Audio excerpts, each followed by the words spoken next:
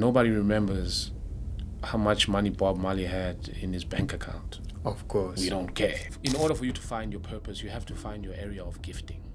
Your area of gifting is what you do with ease. The thing that you don't even have to try hard to do. And it's not limited to one thing. It's not limited. Like I said, for me, it's writing. It morphed into rap because I'm a hip hop head, and morphed into it was all these different facets. But at the end of the day, what is that thing that I can do I do it with ease? And once you realize that your purpose is in that, it's easy to make music that now is going to attract people and everybody's dancing to it.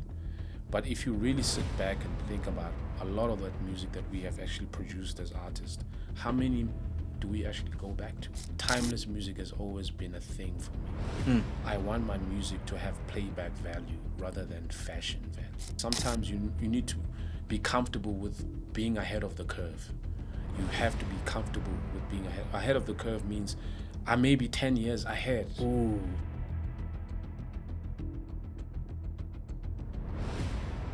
Hello to all the viewers. My name is P.O, and I am guest number 013. To all the viewers and listeners, I want you to emphasize that this is very important for you to listen and to watch this conversation till the end in order to avoid missing information. Pieces and puzzles that connect to form the central objective of this conversation today. Through all the channels this content will be distributed via, may this conversation reach both the ears of the expert and the non-expert in the subjects and topics discussed between myself and the host today. Thank you. Yeah, welcome to Break It Down, man. How are you doing? I'm good, King. I'm good. How you doing? Yeah, this is how we do it. This is our culture, man. Yeah. Every guest, before we begin, they need to break the ice for us. Yeah. Yeah. I'm so excited for this conversation today. Really, really excited. I think even when we met downstairs, I told you this is actually the first time I'm meeting you in person, or I'm seeing you in person. Okay. And it's a great pleasure. Thank you. Today running, so I usually run in the morning. So I've got to go during the week. I'll have to run at least 3 times. Okay. And that's like 10 kilometers. That's crazy. That's dope. And That's dope. So I'm practicing for Soweto Marathon. Fitness is life, bro. Yeah. That's Yeah. Respect to you for that. Thank you. Yeah, that's dope. So I was listening to your album. I've been jamming to your album. Siphelele Book II. Thank you. Ever since you released it. But today it was so special because as I was running, I was thinking about this moment. I was thinking, you know what? Let me channel you. Let me channel the artist actually in you that produced this material. And listening it from track 1 up until the last track. Yeah. The lyrics, the features, the hooks, the bars. And I'm like, wow, you need to really tell me. How do you actually balance between creativity and commercialization? Because you're a different type of artist. I've been told that. Yeah, man. Yeah. You're a different type of artist. But before, that's the number one question that I have today. Yeah. I've got a couple of questions, but I'm happy even if we don't go through it and we explore that question. Okay. But before, I need us to break the ice even further. You've got to choose one. Out of what I'm giving you right now. If you had a choice to actually distribute your music with one platform between YouTube and Spotify, which one would it be? You can only choose one. YouTube and Spotify. Okay, to make sure that these brands don't... You're not catching this, right? Okay. No, that's fine. Yeah. Definitely YouTube, man. I'd say YouTube. Okay. Just for the simple reason that it's just easier to access. The reach is much more broader, and there's just so much more freedom for an artist to explore on that platform rather than Spotify. And I have no issues with Spotify or anything, but if I had to choose, it'd probably be YouTube. Yeah. Yes. Okay. Great stuff. Very simple. And then also, if you had a chance to only distribute your music again with only one platform between radio and TV, which one would it be? Is radio still a thing? Shout out to all the radio brothers radio and people, sisters. forgive us. It's love, man. It's love. Yeah. Obviously, respect the radio. It's of course, traditional yeah. radio. It'll always be there.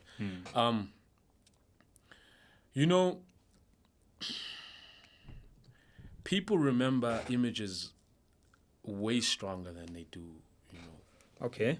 you know, what you said or how you specifically said it. People remember images. Images is, they say, the saying that says that a picture tells 1,000 words. So I think just for a wider reach, I would have to go TV. Wow. And then the creativity would just come from me.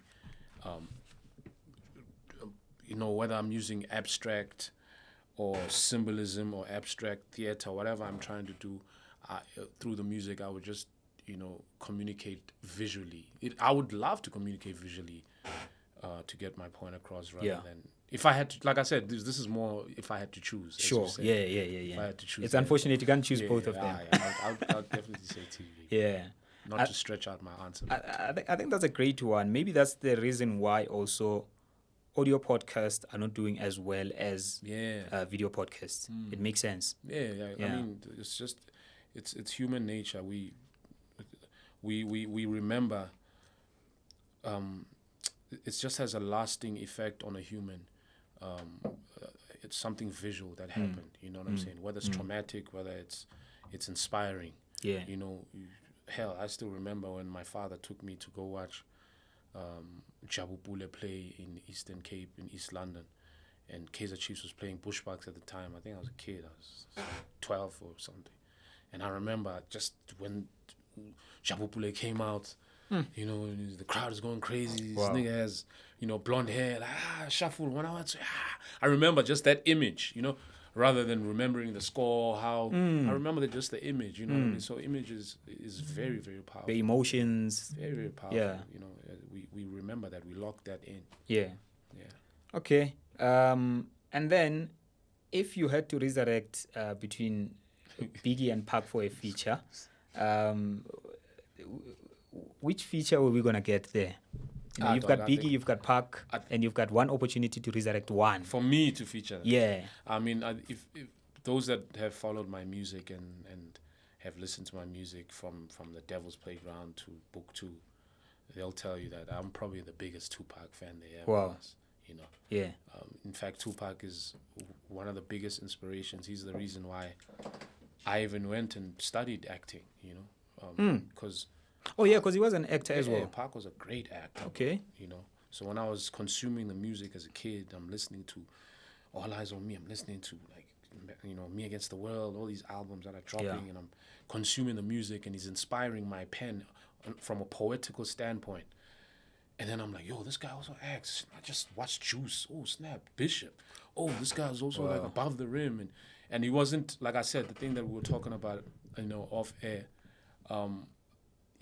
when you watched him, there wasn't that, oh, this is a rapper I'm watching because he raps, and there's this sympathy for him being a rapper. Talent is there. Yeah. He was like, yo, you forget that this is Tupac. This is just like a great actor, So that inspired me a lot. Okay. A lot. So definitely Pac and I'm a big fan too, Yeah. Love Big, but Pac. All right. This one is a controversial one, but it's the last one. Kendrick Lamar or Drake? You've got a road trip. You're driving 10 hours. You're driving 10 hours from Pretoria, to the Eastern Cape. You can only listen to one. You can listen to any. Oh, it's based on me driving. Yeah. Then it's easy, though. That's easy. Yeah, you can only listen to road trip. Yeah. Drizzy, definitely Drizzy. Yeah. Drake, because not I think Kendrick Lamar. I'm a huge fan of Kendrick. Okay. Yeah. Before even he blew up in South Africa, I was listening to Section 80 in 2009. Wow.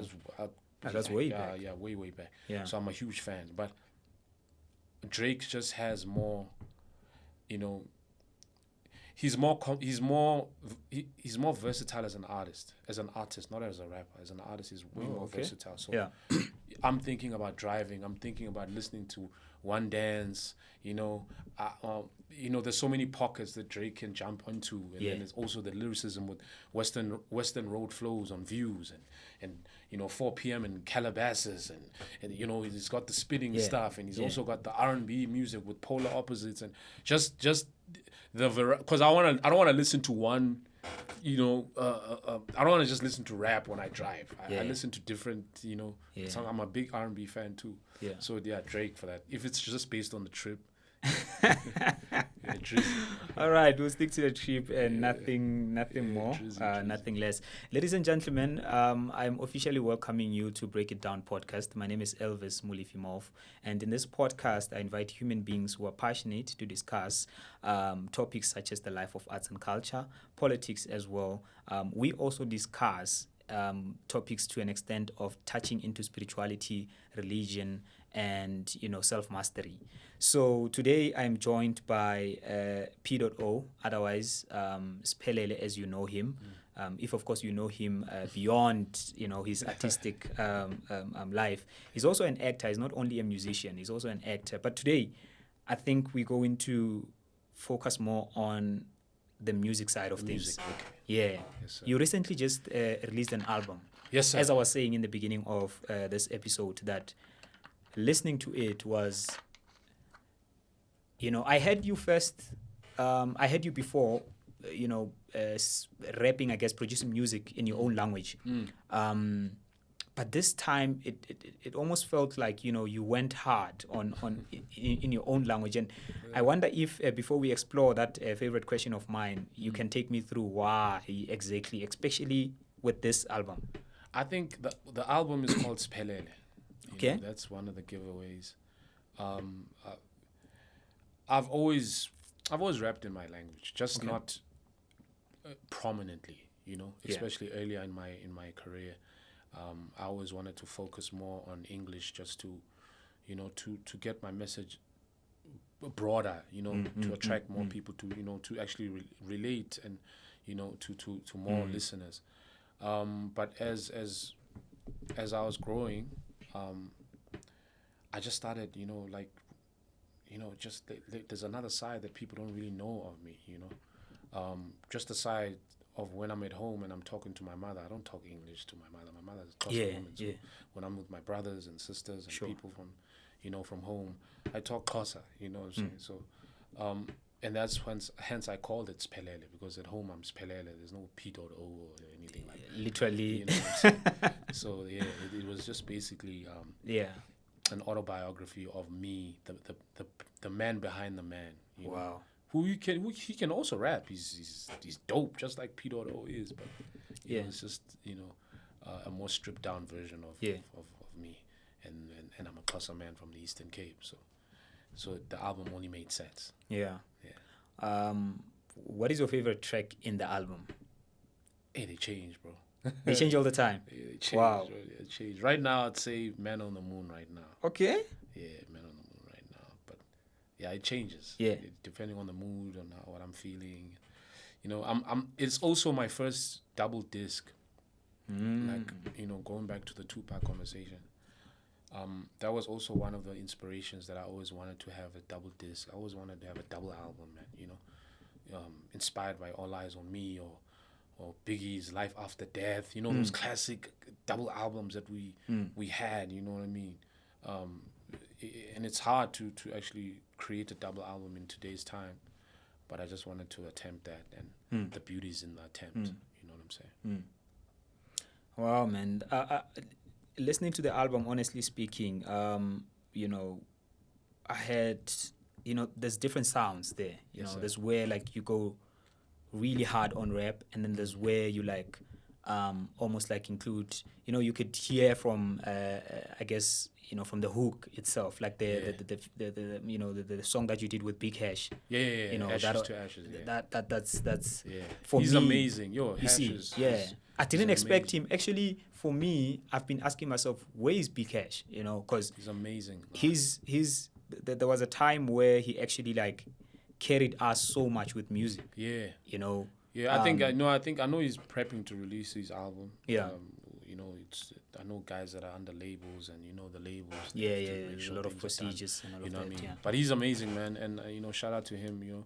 I reached out to him, and he was like, "Yo, big homie, I'd love to spar with you." Yeah. He's also an MC. Yeah. Like, he's a No, real for MC. sure. Yeah. And outside of him being able to use his voice, and he's got great melodies. Wow. You know what I'm saying?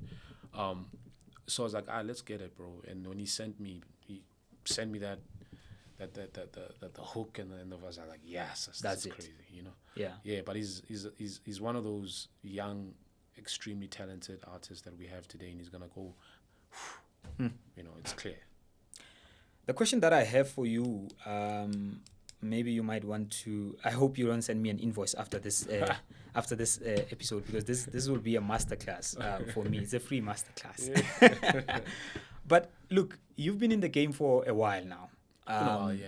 And for me, looking at you, I'm seeing somebody who is not pressured by, the wave, not pressured by, I need to make the next hit song. I can't recall the name of the song in the album where you used, I think it's Lauryn Hill's... El Boogie! El Boogie! yeah. Shout out to El Boogie. Where you used... Big fan of Lauryn Hill. Big fan. Lauryn Hill is like, they used to almost like tell her that, this is the right time to make music. There's a window of opportunity. It's almost like if you do music right now and release an album right now, it's going to sell and all of that. And she said, I did that, but actually there was no substance in that. No substance. But when I look at you, I see someone who is very chilled, I guess, or very, I don't want to say comfortable, but like you're not pressured. I'm going to go back to that. You're not pressured to make, a song that appeals to the rest of the world. And the reason why I'm asking you that is because of this podcast. When I started this podcast, and I'm still standing on that. I'm focusing on deep conversations. I'm focusing on mindful conversations, but when you look at how people receive it sometimes, it might... make you question a lot of things about yourself, about the whole platform, about even your whole creativity. So the question that I had, which is the number one question, is how do you balance creativity or deep creativity even and commercialization, aka making money? Okay, for me, this is going to be a long-winded answer. I hope you can bear with me. For me, bro, we vessels, number one. Okay. We artists are vessels. Obviously, depending on who you tap into or what you tap into, we vessels for different entities and different, things. Yeah. So music to me has always been breath. I've never looked at music as I need to make money from music. Okay. Like, and I always say this. Nobody remembers how much money Bob Marley had in his bank account. Of course. We don't care.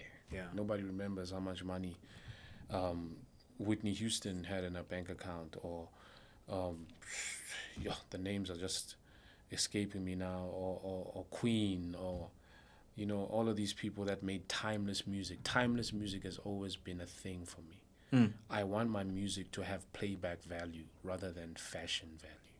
Oh, wow. So it's easy to make music that now is going to attract people and everybody's dancing to it. But if you really sit back and think about a lot of that music that we have actually produced as artists, how many do we actually go back to? Let's say the albums that were dropped in 2014 or 2013. Decade later. You know what I'm saying? Yeah. How much music... I understand there's hits. And I'm talking about, when I mean go back to, I'm not talking about you in a club or you in an event or a festival, and people need to have that nostalgic moment, so they play, a song from 2014 that was hype and trendy. That I understand. I'm talking about when you're at home and you're just chilling and you just want to, you with your wife or you with your woman, or you just relax and you just want to play music that is just like captivating, or you by yourself, or you're feeling down, or you need upliftment. You know what I'm saying? How much music do we produce as a country that actually does and provides that? It's not much, especially in hip hop. So I've always wanted to be that artist that has timeless music. I still go back and listen to Miseducation of Lauryn Hill today. I still go and listen to All Eyes on Me. I still go and listen to Me Against the World. Like, you have to be able to not only be a vessel, but you also have to tuck in. Meaning by, as an artist, when you receive a beat or instrumental from someone, can I tuck in here, or do I don't have to always compete with the music. I can just tuck in, you know what I mean? If I receive something and it's a rock influenced beat, let me tuck in, you know what I mean? If it's piano or R&B, or one thing I also always say, sorry, this will come together at the end, because I'm a very scattered brain guy. One thing I also say, people always say that I'm underrated, you know.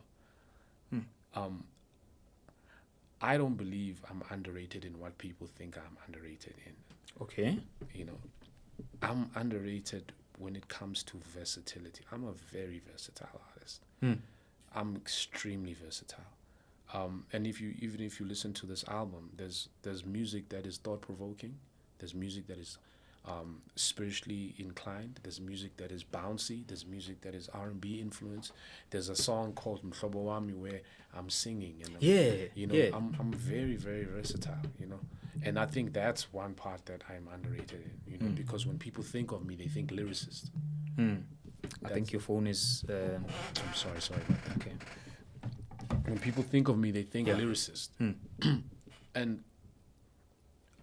you know, I understand. I mean, with the songs that I've released that have kind of like, you know, had a cultural impact, whether it's Soaked in Bleach or Dear God. Yeah. I understand they were very lyrical songs, but I'm a very versatile artist. You know, I can go and I can mean so many examples with the Lost Diamonds project with me and Les, where we're just playing with flows. And there's a song called SLN Street where I'm very, like I said, I say all of this to say, I've never thought about creating music for what it can gain me, but I've always created music for the impact and the influence that it's supposed to have long after I'm gone. You know? Okay. So my mind state is not thinking about creating music for me while I'm here, you know. A lot of stuff is going to make sense when I'm long gone. So, and for you to be in that space and to create in that space, you can't be focused on what's happening around you and what trend is happening or what song is hitting. And I'm a fan of a lot of stuff that's happening, but I can't be focused on that it influences what I am trying to do, you know. Yeah. I hope I answered. That's deep, man. That's deep, because creating from that point of origin, or you know, like from that level, it's too deep, man. It's too deep. Like it's almost like there's a huge detachment with I guess the final product, or like what this product can actually give me. You know, there's a huge detachment now. And I'm interested in finding out like how then, as an individual, yes, of course you create, and you're not necessarily looking at, you know, what this can give me commercially, right? But you're like, okay, I'm spreading the message. I'm sending something out there. I'm communicating something out there, and I hope that it makes sense to someone. We are vessels. We can't just be selfish into thinking it's just about me all the time. And at the same time, South Africa is a dance country. You know, South Africa is a country that likes to. I'm talking about in general now. Okay. You know, it's a country that likes to enjoy. People like to drink, have fun, listen to music that's going to be a vibe. That's why piano is so huge right now. So, you know, if you think back in South Africa, the biggest music in South Africa has always been dance music. Whether it's house or gqom or piano. And I understand that, you know what I'm saying? But hence I said, my where I'm looking at things, I'm looking at things from a perspective of 40 years from now or 30 years from now. What kind of music is going to be circulating around, and what is that music going to be doing for the people that are in this country, you know, looking further on? Because we can dance and we can drink and we can have fun, but when we get back home, we still are depressed, or we still have these traumas that we have not dealt with.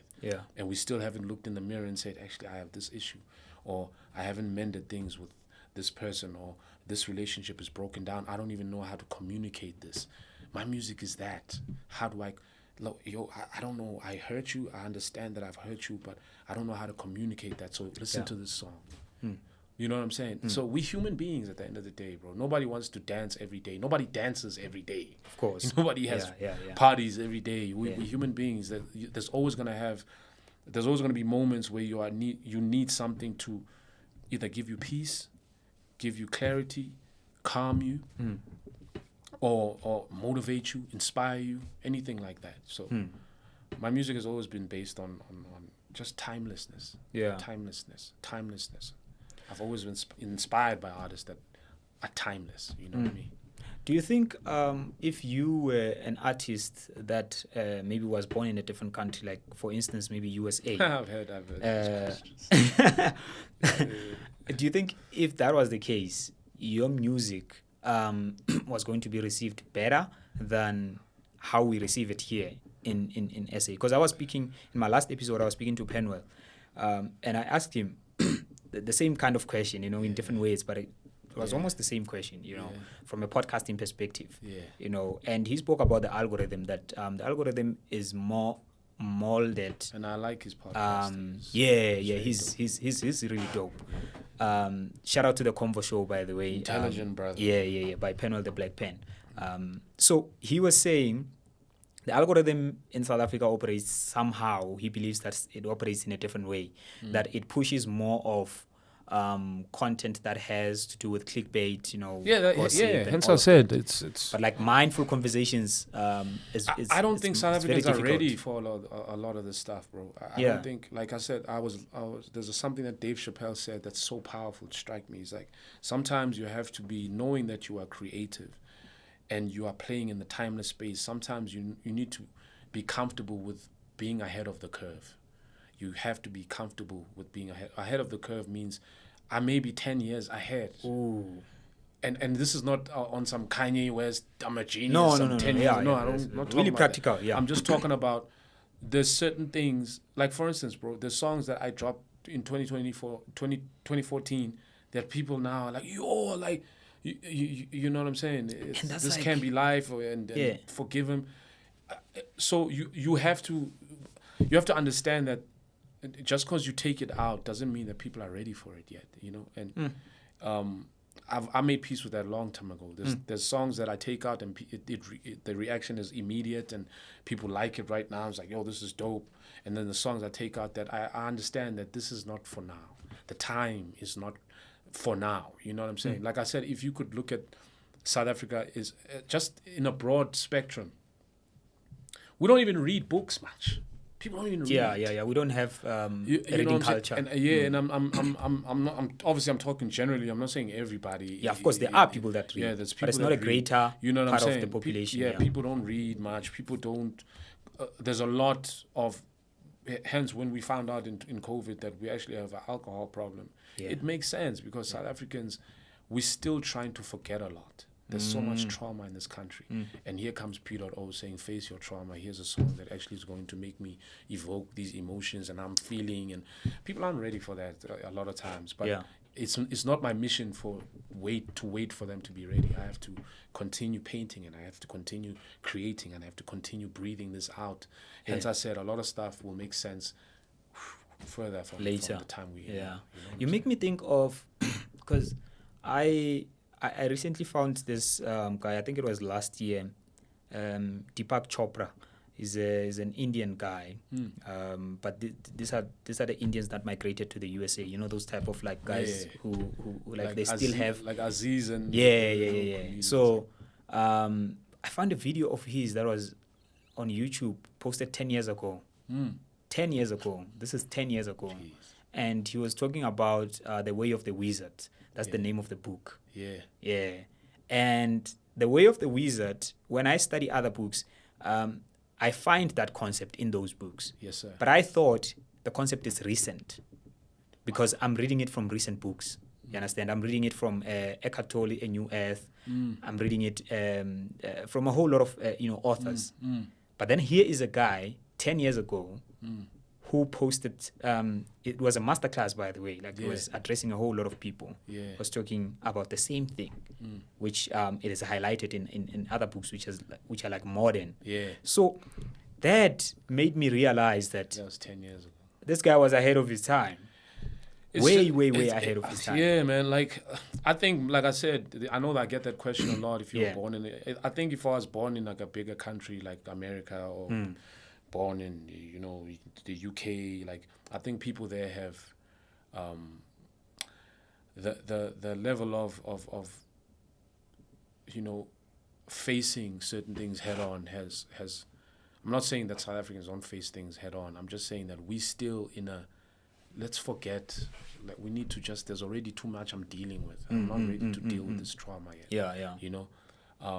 I'm pretty sure it would have been different, you know what I'm saying, if I was born in those countries. But God wanted me to be in this country for a reason. So that's also something that's very important. I don't know, I may not know why or understand yet, but God wanted me to be in this country, talking to the people in this country. Yeah. Many people, because this is really, really interesting. This is a really interesting topic. It could take 5 podcasts. We could do part 1, part 2, part 3, and so on. The reason why I asked you this question initially, I've got a lot of friends who are creatives, right? Some of them are into music, others are doing stuff that I do, others are doing other stuff, but collectively we are creatives. And the struggle is always the same, do I almost like get a 9 to 5, do the work, and then focus on my craft? Or do I just focus on my craft and put it and give it 100% and find a way to commercialize it so I can live from it, so I don't necessarily have to do the work so I can do the art. So the whole commercialization thing, I think that's where I was asking you to say, from a practical point of view, how does an artist that is emerging, that is looking at you, that is like, I just want to do music because I love it. I don't want to have the pressure of, am I getting gigs this month? How much did I make from whatever streams? I don't want to deal with that. But I know I've got the talent. I want to do this. If it pays me, that's it. It's fine. I appreciate that. But I want to do it with, the mindset of, like you were saying, how much am I going to get out of this song? Because then it affects the whole creativity. What is an advice to someone like that? Well, I know this is a common question, but I don't believe in South Africa you should ever do one thing. Okay. That's it. Don't ever do one thing. This is SA, bruh. It's real out here. Basically, like I said when we were speaking offline, my basis is writing. My greatest gift that I personally feel God gave me is being a writer. And that has morphed into so many different things, So I would advise creatives to hone in what is your greatest gift.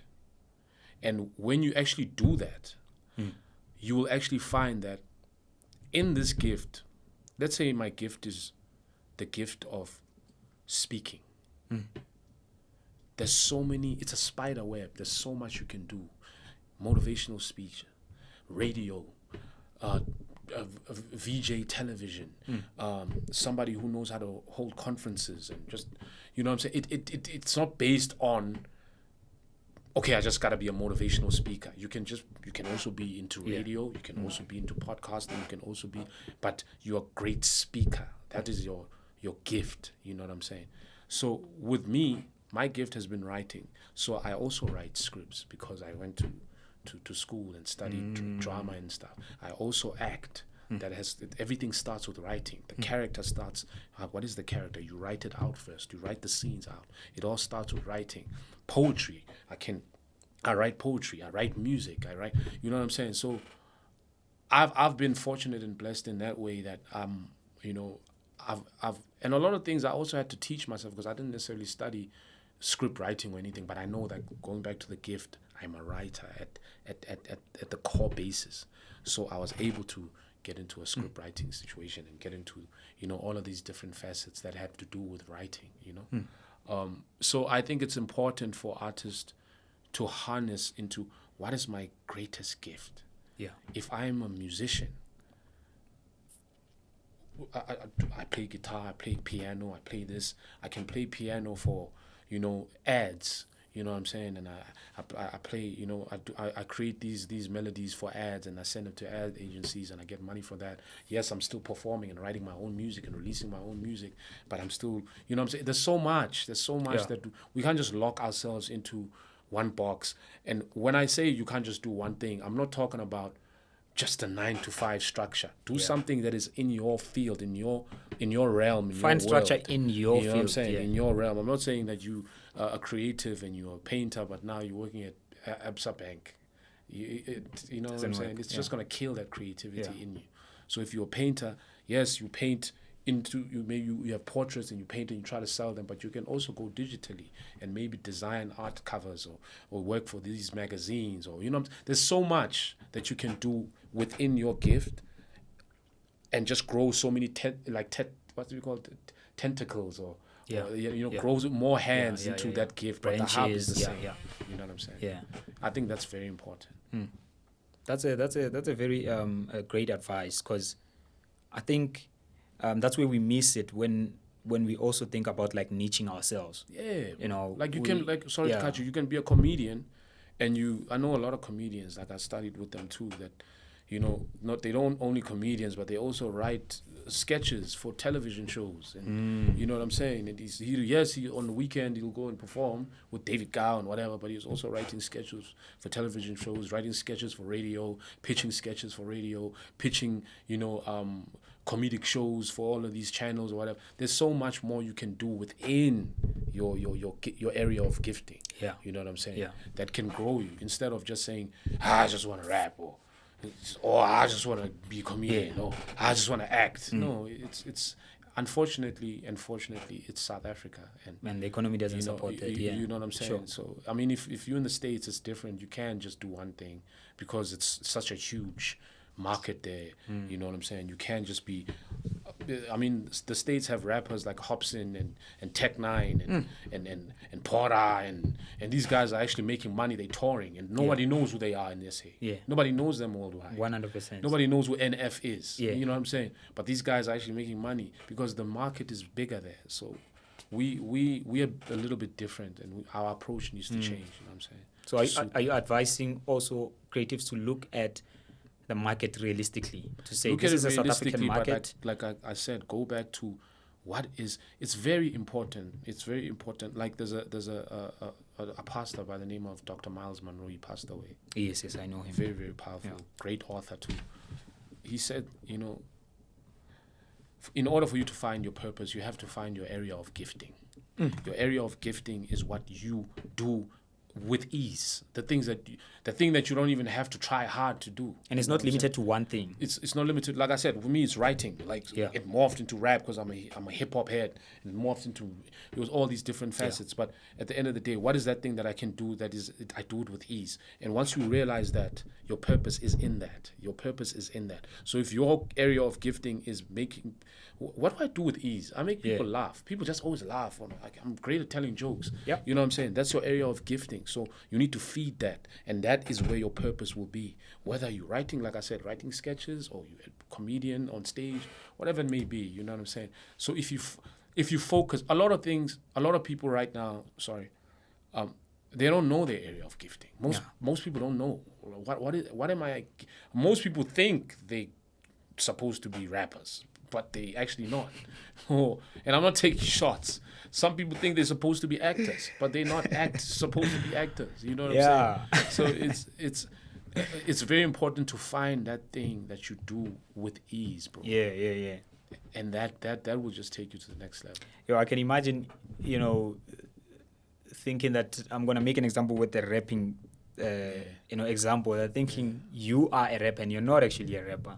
Like in a market where the rap game is a very competitive space. Everybody wants to do the popular thing. we were talking about podcasting just Yeah, now. That yeah. Everybody and their mom has a podcast. They've got podcasts now. You know what I'm saying? So at the end of the day, just because something is popular doesn't mean Yeah. you have to do it. Just because Yeah. something is everybody is on this train. Yeah. It doesn't mean that it's what God wanted you to do. Certain trains, you gotta You know what I'm saying? you gotta need allow them to pass. You need to find what is it that I am good at, and I do it with. I had a line where I say, on this freestyle that I did with Zwiza, you don't teach a bird. Dope episode, by the way. Thank you, bro. Thank you. You don't teach a bird how to swim. It's instinctive. It's You don't- instinctive, you know, yeah. You don't have to. Yeah. When you do something at ease, and it's Yeah. like, yo, I do this. It's like nothing to me. Sketching, okay, it's nothing to me. That's your area of gifting. Now you have to really investigate that area of gifting. How deep does it go? Yeah. Okay, I'm a sketcher. Okay, means I create pictures in my head. Okay, that also means that I can also be a cartoonist, or I can do fine arts. I can paint. I can create stories around these characters, and I can sell them to whatever. You know what I'm saying? Know your area of gifting. And it's not something easy to find. You can't find it by partying every night, by being with the baddies every night, or you have to like kind of draw away and have a kind of quiet time with yourself. What is it that I am actually good at? Like, for not what I want to be good at or what I would like to be good at. What is it that I am actually good at? Something that comes natural. That's your purpose. That's your area of gift. And it doesn't mean you don't have to sharpen it, but you know, of course, yeah. bro. Of course. When you sharpen it out, then you just take it to the next level, and now your money will come and whatever. Sure. But you have to find what it is that you are good at. And I don't think people take the time for that, I think people just look at what's working. This is working on social media, let me do this. This is working here, let me do this. Everybody's acting, let me go act. Everybody's a social media baddie, let me be a social media baddie. Everybody's naked on Instagram, let me be naked on Instagram. It's the same thing, bro. You know what I mean? And it's hard. It's hard, I appreciate the advice, man. Yeah, it's I hard. appreciate the advice. Like I said, I hope you don't send the invoice after this, because this was a huge masterclass, by the way. If you're a creative, this is why we say that you must listen to the conversation up until the end in order to avoid missing information, pieces and puzzles. These are the pieces and puzzles, because this question I asked it, probably 15 minutes ago into this episode, and it's unfolding so much. It's only now that we actually make sense of it, Yes, sir. of it all. So it is very important to watch it up until the end. I want to conclude this way. You're very good, by the way, On podcasting. Thank you so much, man. Thank you so much. Respect to Hey, you, this is my area of gifting, I guess. You're good, my guy. Sure. So let's conclude it like this. Because I see Toby says we have 4 minutes. No doubt. A lot of people have mistaken you to be from PTA. Yeah, I'm but I from understand. Pretoria. I understand that. Yeah, I'm from Pretoria, in Mabopane. Okay. That's where I grew up. So I came to Joburg a couple of years ago because of school, and then eventually, I relocated to Joburg. Yeah. But I'm from PTA, Dope. and for some time also I thought you were from PTA. Well, I am, bro. Yeah. My Cap City, story is. I mean, I don't think there's anyone out there who would deny that I've laid a lot of bricks in Cap City. Ne? Yeah. It's almost like the Tupac situation. Like, Pac was born in New York, but nobody thinks of Pac as a New York rapper. He's LA, West Side, Yeah. I see. So yeah. Cap City is also it's like that for me. I love East London. I rap East London. I say that all the time. But I also rap Cap City. I say that all the time too, because this is where Cap City is really where I harnessed my creatively as a rapper, and I found myself. Wow. In Cap City. You know what I'm saying? Yeah. And that's why, in fact, Siphelele came only now, because now I'm kind of like reintroducing myself to the world that I actually am a East London, Eastern Cape born native that is also been rooted in Cap City rap. So I'm kind of like I don't know if you want to call it an amoeba or a merged nucleus of the both. You know what I mean? It's hard to separate me from both of those worlds. Wow. So I stand firmly as someone who raps Cap City as well as my own hometown. That's really dope. Yeah. I was going to ask you about your relationship with a Blacklist, but maybe who knows, that could be part 2 of the conversation, because I believe that needs a whole breakdown, like obviously I've never met him in person as well, but like judging from how you guys move, with music and everything, I believe that relationship is more than just that's my brother, man. Yeah. We've made a lot of classics together. We've done a lot of work together. He's somebody that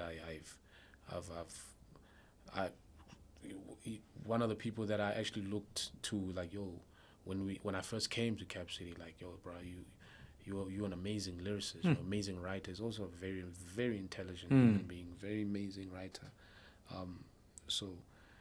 But that's like a conversation for another. For sure, yeah. P.O. Siphelele, thank you so much. Thank you, bro. For breaking it down for me. Thank you, bro. I really appreciate your time, man. And I hope we can do this again one time, because right now we're dealing with limited resources, limited times, and when it was good.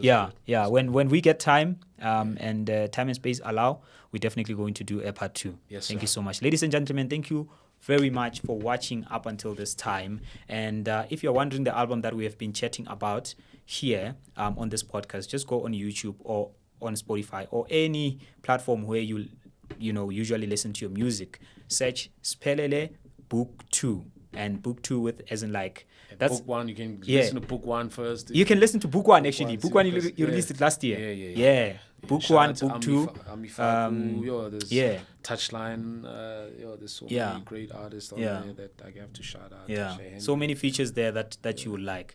But as I said, this is Break It Down podcast with myself, Elvis Mulifimov. I'll see you on the next one. Cheers.